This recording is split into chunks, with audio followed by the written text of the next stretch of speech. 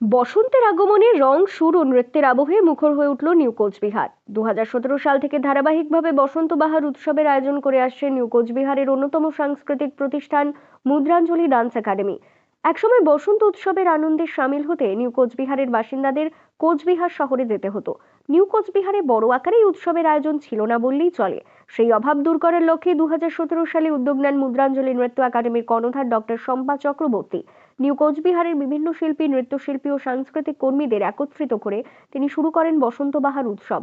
তারপর থেকে বসন্ত এলে রং, আবির, নৃত্য ও সঙ্গীতের মেলবন্ধনে উৎসবের আবহে মেতে ওঠে new Cooch Behar.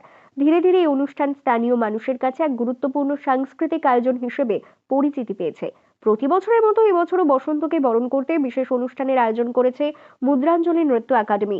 New Coochbehar rail station সংলগ্ন মাঠে অনুষ্ঠিত এই উৎসবে নাচ, গান ও বিভিন্ন সাংস্কৃতিক পরিবেশনার মধ্য দিয়ে বসন্তকে স্বাগত জানান শিল্পী ও দর্শকরা। রঙিন আবির আর সাংস্কৃতিক পরিবেশনার মধ্য দিয়ে উৎসবের আনন্দে মেতে উঠেছেন নিউ কোচবিহারের মানুষ।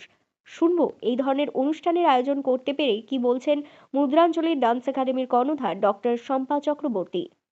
দিদি, কি প্রোগ্রাম করা হচ্ছে আপনাদের আজকে? আমরা বসন্ত উৎসবের প্রোগ্রাম করছি, কিন্তু আমাদের কিছু প্রবলেমের জন্য আমরা এই প্রোগ্রামটা বসন্ত শেষে করছি। প্রতি বছর আমরা দোল পূর্ণিমার দিনে এই প্রোগ্রামটা করে থাকি। সমস্ত আমার নিকুচবিহারের ছোটো ছোটো সংস্কৃতির সাথে যারা যুক্ত সবাইকে নিয়ে, কিন্তু এবার আর সেটা হলো না। সেজন্য আমি সবার কাছে ক্ষমা চেয়ে নিচ্ছি।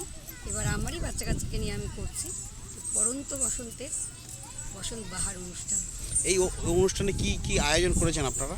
এখানে আমাদের এখানকার যারা যারা শিল্পী জগতের যারা যারা আছে সবাইকে নিয়ে গান, নাচ, তারপর আবৃত্তি এগুলো করা হচ্ছে। বলো, কতজন পার্টিসিপেট রয়েছে এবার? আমার মুদ্রাঞ্জলি ডান্স একাডেমি প্রত্যেকেই আছে, এখানে প্রায় 50-60 জন আছে। প্রতি বছরই কি এই অনুষ্ঠানের আয়োজন করে থাকেন আপনারা? 2017 থেকে আমরা এই নিউ কোচবিহারে এই অনুষ্ঠানটা শুরু করেছি, কারণ কোচবিহারে অনেক জায়গায় হয়ে থাকে, আমরা তো সবাই যেতে পারি না নানান রকম অসুবিধার কারণে। তো আমি চাইলাম যে নিউ কোচবিহারে এত বাচ্চা কাচ্চা আছে, ওদেরকে নিয়ে একটা প্রোগ্রাম করি। কি ধরনের আগামী দিনে কি ধরনের চিন্তাধারা রয়েছে আপনার এই অনুষ্ঠান নিয়ে? অনুষ্ঠান সবাই যদি আমাকে সাথ দেয়, প্রোগ্রামটাকে আমি অনেক দূর পর্যন্ত নিয়ে যেতে চাই। আপনার নাম? আমার নাম ডক্টর শম্পা চক্রবর্তী, অন কত্থক। কোচবিহার থেকে গৌরীশঙ্কর গুহর সাথে রঞ্জিত ভৌমিকের রিপোর্ট, ABN 24x7 কোচবিহার।